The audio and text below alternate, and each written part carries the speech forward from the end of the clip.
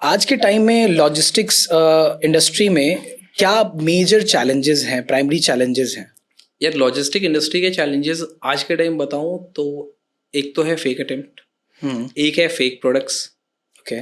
ठीक है, एक है टाइमली डिलीवरी जो मेजरली टीयर 1 में तो हो जाता है, टीयर 2 टीयर 3 में एक सबसे बड़ा स्ट्रगल है।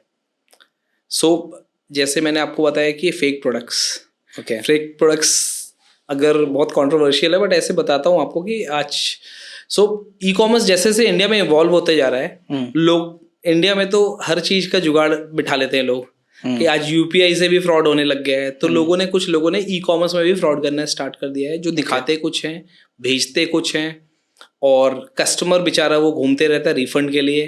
कई बार उनको रिफंड नहीं मिलता है, कई बार रिफंड मिल जाता है, बट वो चैलेंज तो है उसमें।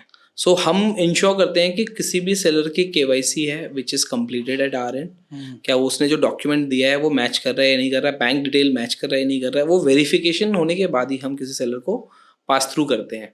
फेक अटेम्प्ट्स की बात की तो देखो, कुरियर इंडस्ट्री में प्रॉब्लम क्या है ना कि जब हम काम कर रहे होते हैं ना, कुरियर तो अपने लेवल पे इंश्योर करता है कि डिलीवरीज टाइम पे हो जाए, बट एट द ग्राउंड क्या है ना, दीज आर द स्टाफ्स, ठीक है, और समवेयर प्रेशर होती है डिलीवरी की कि मुझे आज 30 पैकेट तो डिलीवर करने हैं, या 30-40 शिपमेंट उनको मिलता है डेली का अटेम्प्ट करने को, 40 शिपमेंट अटेम्प्ट करना है। कई बार वो प्रेशर में फेक अटेम्प्ट्स भी होते हैं। Okay. कि आपके पास अभी मेरे साथ एक रीसेंट इंसिडेंट हुआ जहाँ पे मैंने एक वेबसाइट से ऑर्डर प्लेस किया था। संडे को वो ऑफिस में मेरे ऑफिस का एड्रेस डाल रखा था, आइडियली मैं घर पे मंगवाता हूँ बट बाय मिस्टेक मैंने ऑफिस का डाल दिया।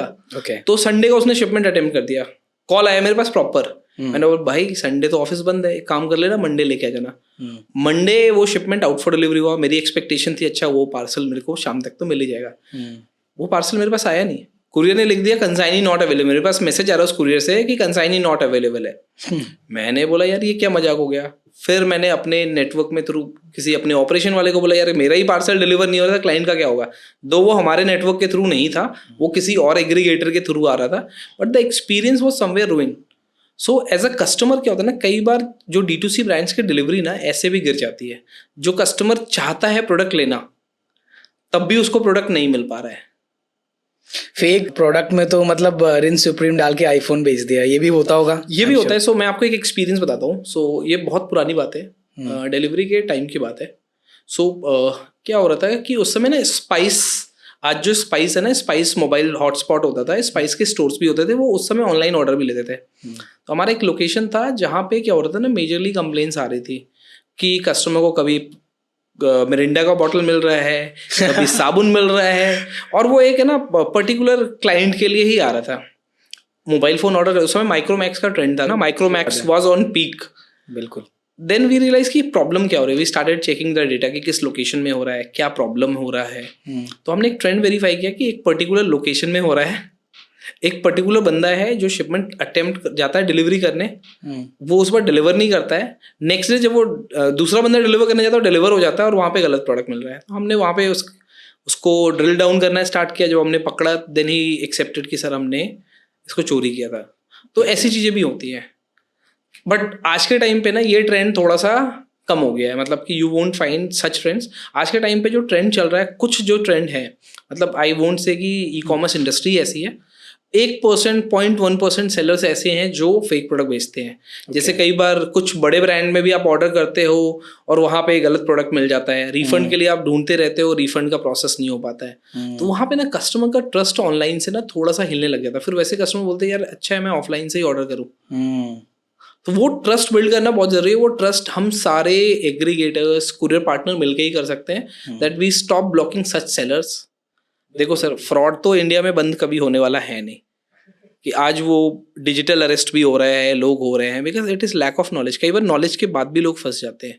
सो whenever you order you always check from a website कि वेबसाइट का नंबर है या नहीं। सो मैं बेसिकली किसी को भी गाइड करता हूँ कि अगर आप ई कॉमर्स शॉपिंग कर रहे हो, यू शुड ऑलवेज चेक कि सपोर्ट का नंबर है या नहीं है, ईमेल आईडी है या नहीं है, एड्रेस है या नहीं है। अगर आप कभी ट्रेंड देखोगे, जो फ्रॉड वेबसाइट्स होती है ना, उसमें आपको एड्रेस नहीं मिलेगा, उनके नंबर्स वर्किंग नहीं होंगे। आप कॉल करके देख लो ऑर्डर प्लेस करने से पहले कि वहाँ पे कॉल जा रही है, और उन वेबसाइट्स पे प्रीपेड ऑर्डर्स नहीं होते। या आप अगर ऑनलाइन पे करना चाहते हो, you won't find an option. So that is a potential threat of fake. This is how you can recognise कि ये फेक वेबसाइट तो नहीं है। ओके।